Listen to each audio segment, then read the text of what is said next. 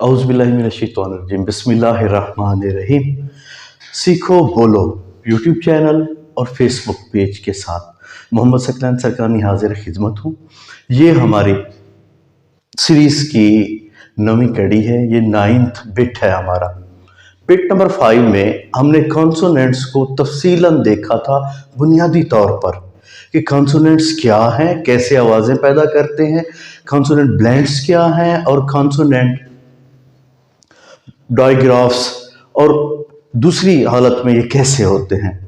वहीं एक और चीज़ भी आती है कि कॉन्सोनेंट्स बाज़ औक़ात कुछ ख़ास कॉन्सोनेंट जो हैं वो हार्ड और सॉफ्ट साउंड भी प्रोड्यूस करते हैं, पैदा करते हैं। तो उनका जानना भी इंतहाई ज़रूरी है कि वो मखसूस कौन से कॉन्सोनेंट हैं कि जिनकी हार्ड और सॉफ्ट साउंड्स पैदा होती हैं, मतलब धीमी और सख्त आवाज़ें वो देते हैं। देखते हैं कि वो कौन से कॉन्सोनेंट्स हैं और उनकी आवाज़ें किस कुलिये किस उसूल के तहत कैसे पैदा होती हैं, इनको देखते हैं। Hard and soft sounds of C. सबसे पहले हमारे पास है सी कॉन्सोनेंट है।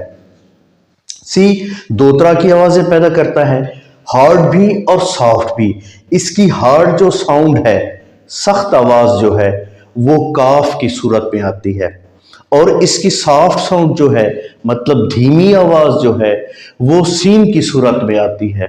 उसूल क्या होगा, कुलिया क्या होगा, ये कहाँ सीन की आवाज़ देगा और कहाँ काफ की आवाज़ देगा। नंबर 1, अगर सी के बाद यू ओ ए आए तो इसकी आवाज सख्त मतलब काफ की आवाज होती है। मिसाल के तौर पे कैट, खट, खोट। तो हमने यहां कैट, खट, खोट क्यों पढ़ा? क्योंकि हमें ऊपर यह बताया गया है कि सी के बाद अगर यू आए, जैसे सी यू टी खट, तो ये सी की जो आवाज पैदा होगी वो सख्त आवाज पैदा होगी, हार्ड साउंड पैदा होगी। इस वजह से हमने इसको खट पढ़ा। इसी तरह सी के बाद अगर ओ आए, जैसे सी ओ डी ई, तब भी इसकी आवाज सख्त होगी या हार्ड होगी। इस वजह से हम इसे खोट पढ़ते हैं। और यह हमें बताया गया कि अगर सी के बाद ए की आवाज आए, सी के बाद अगर लेटर ए हो तो उसको भी हम हार्ड साउंड या सख्त आवाज में पढ़ेंगे, मतलब काफ की आवाज आएगी, जैसे खैट, खैट, खट, खोट। अगर सी के बाद यू ओ ए आए तो इसकी आवाज सख्त मतलब काफ की होती है। इसी तरह अगर सी के बाद वाई आई ई आए तो इसकी आवाज धीमी मतलब सीन की आवाज होती है, जैसे सेल, सर्कल, साइकिल। यहां हमारे सामने जो चीज आई है वो ये उसूल है कि सी के बाद अगर ई आए, जैसे सी ई डबल एल, सेल, तो इसकी आवाज नरम हो जाएगी, धीमी हो जाएगी, सीन की आवाज हो जाएगी।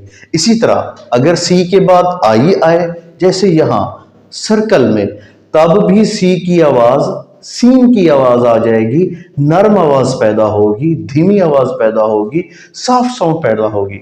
इसी तरह अगर सी के बाद ई आए, जैसे हम देख चुके हैं, आई आए जैसे हम देख चुके हैं, वाई आए जैसे C Y C L E, cycle, तो यहां भी जो सी की आवाज पैदा होगी वो धीमी सीन की आवाज पैदा होगी, सॉफ्ट साउंड पैदा होगी। तो ये थोड़ा सा था हार्ड एंड सॉफ्ट साउंड सी के मुतालिक कि सी कब काफ की आवाज सख्त आवाज देगा और सी कब सीन की आवाज और धीमी आवाज देगा। इसी तरह दूसरा हमारा लफ्ज है जी। जी की जो धीमी आवाज है, सॉफ्ट साउंड है, वो जीम, जीम की आवाज है। इसी तरह जी की जो सख्त आवाज है या हार्ड साउंड है वो गाफ की आवाज है। अब देखते हैं कि जी गाफ की आवाज कहां देता है और जी जीम की आवाज कहां देता है। उसूल क्या है? अगर जी के बाद यू ओ ए। आए तो इसकी आवाज सख्त मतलब गाफ की आवाज होती है, मसलन गेट, गोल्ड, गेस्ट। उसूल क्या था कि जी के बाद अगर यू आए, जैसे ये GUEST, तब हम इसकी हार्ड साउंड या गाफ वाली आवाज पढ़ेंगे, गेस्ट। इसी तरह अगर जी के बाद ओ आए, जैसे GOLD, तब भी हम इसकी सख्त आवाज या हार्ड साउंड अदा करेंगे, जैसे गोल्ड। इसी तरह जी के बाद अगर ए आए, तब भी हम गाफ ही की आवाज पढ़ेंगे, मतलब हार्ड और सख्त आवाज इसकी होगी, जैसे गेट। अगर जी के बाद वाई, आई, ई आए, तो इसकी आवाज धीमी मतलब जीम की आवाज होती है, सॉफ्ट साउंड में होगा, मसलन जेम, जेंट, जिप्सी। देखा गया था कि जी के बाद अगर वाई आए, जैसे जिप्सी में GY, जी के बाद वाई आया, तो हमने इसकी सॉफ्ट या धीमी आवाज पढ़ी, जिप्सी। इसी तरह जी के बाद अगर आई आए, जैसे हमने जेंट में देखा था, तब भी जी की आवाज, धीमी आवाज या सॉफ्ट साउंड जीम की सूरत में आएगी। इसी तरह जीम के बाद अगर ई आए, जैसे हमने यहां जेम में देखा था, तब भी जी की आवाज सॉफ्ट साउंड या धीमी आवाज आएगी। इसी तरह TH की साउंड है। TH दोनों कॉन्सोनेंट हैं, T भी और H भी। ये दोनों कॉन्सोनेंट जब मिलते हैं तो इनकी जो सॉफ्ट साउंड होती है, धीमी आवाज जो होती है, वो उर्दू के हर्फ थे के बराबर होती है। इसी तरह TH की जब हार्ड साउंड होती है, सख्त आवाज होती है, तो वो उर्दू के हर्फ दाल के बराबर होती है। मिसाल के तौर पे जब हम सॉफ्ट साउंड देखते हैं, धीमी आवाज देखते हैं TH की, तो उसकी मिसालें हैं थैंक, थिंक। तो यहां TH थे की आवाज दे रहा है, धीमी आवाज सॉफ्ट साउंड TH की, थिंक, थैंक। इसी तरह हार्ड साउंड जो होगी या सख्त आवाज जो होगी TH की, वो दाल की सूरत में होगी। मिसाल के तौर पे THEM them, THERE their, them, their। यहां तक हमने ये देखा कि अगर कॉन्सोनेंट TH मिल जाए तो उनकी जो सॉफ्ट साउंड्स निकलती हैं तो वो थे की सूरत में। इसी तरह अगर इसकी सख्त आवाज पैदा होगी दाल की सूरत में। TH की साउंड के हवाले से कोई खास ऐसा हार्ड एंड फास्ट रूल नहीं है, लेकिन इतनी लाजमी हमें अवेयरनेस होनी चाहिए कि TH की सॉफ्ट साउंड क्या है, TH की हार्ड साउंड क्या है।